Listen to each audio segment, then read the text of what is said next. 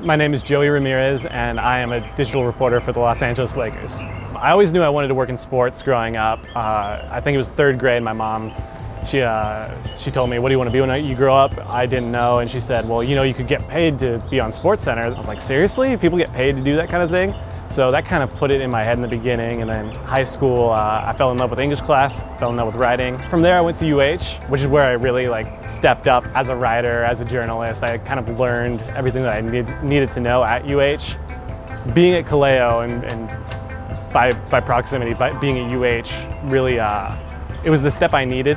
There's a lot of, if you go into the media room at the Staples Center, there's a lot of people from, Northwestern, USC, Missouri, Syracuse, these big name journalism schools. But I really think that UH was the school for me. I don't think I would have been able to get to where I am. If I went to a bigger school like that, there's just so much more opportunity at UH, because if you go to a USC or a Northwestern, you're going to be competing for every scrap against all these other people. Whereas at UH, I really had, I had the chance to cover the football team and the basketball team and the baseball team, and I was able to go on to KTUH, and I was able to, I called baseball games at Les Murakami Stadium, over the PA system, and at the softball stadium.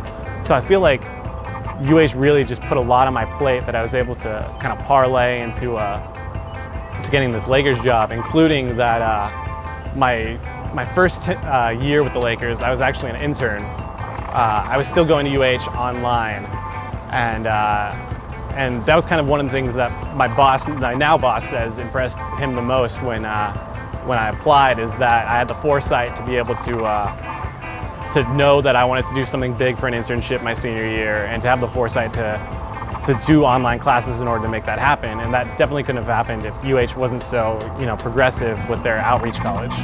There's a lot that I love about working with the Lakers. I grew up a huge Laker fan, and even though now as a reporter you can't really be a fan, you've got to kind of be a neutral member of the media, but it's still just being around basketball. I love basketball so much. I play it in my spare time. I watch every game I can, whether it's college, NBA, or just whatever, my brother's school games. And it's really hard to pinpoint one thing that I love the most about it. I gotta go to the All-Star game in Toronto this past year. They're sending me up to Vegas for USA basketball camp pretty soon. I got to go back to Hawaii for training camp last year, which was cool to be able to go back to UH and go back as a part of the Lakers, which is kind of, UH is what got me to the Lakers, so it was nice to go back with the Lakers. Being a part of, a small part, obviously a small part, but being a tiny part of Kobe Bryant's last season was really cool. Just getting to be there, being able to see him go through, one last time. That last game was probably one of the most incredible things I've ever seen, in sports. Him going out in his last game and scoring 60 points, and just the Staples Center was, I've never seen a crowd like it. People were crying in the stands. They looked like they were gonna faint. It was really something to see, and it was cool to be a part of that, even if it was a small part. My advice would be to take advantage of everything that's offered to you. And like I said, at UH, that is a lot. I tried to do a little bit of everything that I could. I tried to, Kaleo was, again, huge for me. I think they're running a great program at Kaleo, and there are some really smart people in charge of it. And then KTUH, being able to go on the radio, being able to, UH Productions, being able to either be on camera or be behind the camera, and ideally you want to do both.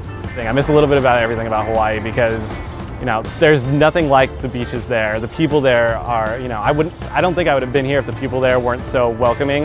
And it's hard to move out at 17, to move out of your house and to go live thousands of miles away in the middle of the Pacific Ocean, but the people there, honestly, really welcoming. Some of the best people I've ever met in my life are in Hawaii right now.